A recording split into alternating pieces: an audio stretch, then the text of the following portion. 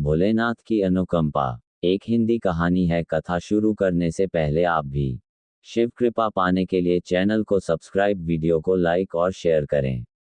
पहला भाग, शिव भक्त सुदर्शन। बहुत समय पहले हिमालय की एक घाटी में एक छोटा सा गांव था जिसका नाम शिवपुर था। इस गांव में सुदर्शन नाम का एक युवक रहता था। सुदर्शन का हृदय भोलेनाथ की भक्ति से भरा हुआ था। वह प्रतिदिन गांव के शिवालय में जाकर भगवान शिव की आराधना करता। उसकी भक्ति इतनी प्रबल थी कि पूरा गांव उसकी भक्ति का आदर करता। सुदर्शन गरीब था, लेकिन उसने अपनी गरीबी को कभी अपने विश्वास पर हावी नहीं होने दिया। वह मानता था कि भोलेनाथ की कृपा से उसके जीवन में सब ठीक हो जाएगा। परंतु उसकी श्रद्धा की परीक्षा का समय निकट था। एक दिन गांव में अकाल पड़ गया। फसलें सूख गईं और पानी के स्रोत भी सूखने लगे। लोग परेशान होकर गांव छोड़ने लगे। लेकिन सुदर्शन ने गांव छोड़ने से इनकार कर दिया। उसने कहा, भोलेनाथ हमारे आराध्य हैं। उनकी कृपा से ये संकट भी समाप्त होगा। हमें धैर्य रखना चाहिए। गांव वालों ने उसका उपहास किया। उन्होंने कहा, भक्ति से पेट नहीं भरता। जब तक कुछ नहीं किया जाएगा, हम सब भूखे मर जाएंगे। सुदर्शन ने जवाब दिया, मैं भगवान से प्रार्थना करूंगा। वे हमें अवश्य रास्ता दिखाएंगे। सुदर्शन ने निर्णय लिया कि वह भोलेनाथ को प्रसन्न करने के लिए तपस्या करेगा। वह गांव के पास स्थित एक घने जंगल में चला गया, जहां एक प्राचीन शिवलिंग था। उसने अन्न जल त्याग कर कठोर तपस्या आरंभ कर दी। सुदर्शन ने दिन रात ओम नमः शिवाय का जाप किया।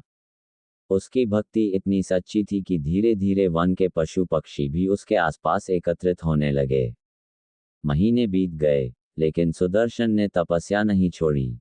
एक दिन सुदर्शन की तपस्या से प्रसन्न होकर भगवान शिव प्रकट हुए। उनकी दिव्य आभा से पूरा वन आलोकित हो गया। सुदर्शन ने आंखें खोली और उनके चरणों में गिर पड़ा। भोलेनाथ ने कहा, वत्स, मैं तुम्हारी भक्ति से प्रसन्न हूं। मांगो, क्या वरदान चाहिए? सुदर्शन ने हाथ जोड़कर कहा, भगवान, मेरे गांव पर आए इस संकट को दूर कीजिए। मुझे कुछ नहीं चाहिए, बस मेरे गांव वालों की भूख और प्यास मिटा दीजिए। भोलेनाथ मुस्कुराए और बोले, तुम्हारा निस्वार्थ भाव मुझे अत्यंत प्रिय है। मैं तुम्हारे गांव को समृद्धि का आशीर्वाद देता हूं। वहां न केवल जल स्रोत पुनः सक्रिय होंगे, बल्कि भूमि भी उपजाऊ हो जाएगी।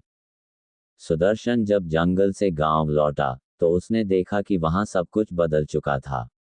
सूखा हुआ तालाब अब पानी से लबालब भरा हुआ था। खेतों में हरियाली लौट आई थी। गांव वालों को अपने घर लौटते देख सुदर्शन की आंखों में आंसू आ गए। गांव वालों ने सुदर्शन से पूछा, ये सब कैसे हुआ? सुदर्शन ने उत्तर दिया, ये सब भोलेनाथ की कृपा से हुआ है। हमें उनकी भक्ति में विश्वास रखना चाहिए। इसके बाद गांव में भक्ति और आस्था का माहौल बन गया। लोग रोजाना शिवालय में पूजा करने लगे। सुदर्शन की भक्ति और निस्वार्थता की कहानी पूरे क्षेत्र में फैल गई। सुदर्शन ने गांव में शिवरात्रि के दिन एक भव्य पूजा का आयोजन किया। उसने सभी को सिखाया कि सच्ची भक्ति वही है जो स्वार्थ से परे हो। भोलेनाथ की कृपा पाने के लिए सच्चे हृदय और निस्वार्थ भावना से भक्ति करना ही सबसे बड़ा मार्ग है। इस कहानी से यह शिक्षा मिलती है कि जब हम धैर्य और श्रद्धा के साथ भगवान से प्रार्थना करते हैं, तो वे हमारे जीवन के सभी संकटों को दूर करते हैं। जो भोलेनाथ पर भरोसा करता है, उसे जीवन में कभी हार का सामना नहीं करना पड़ता।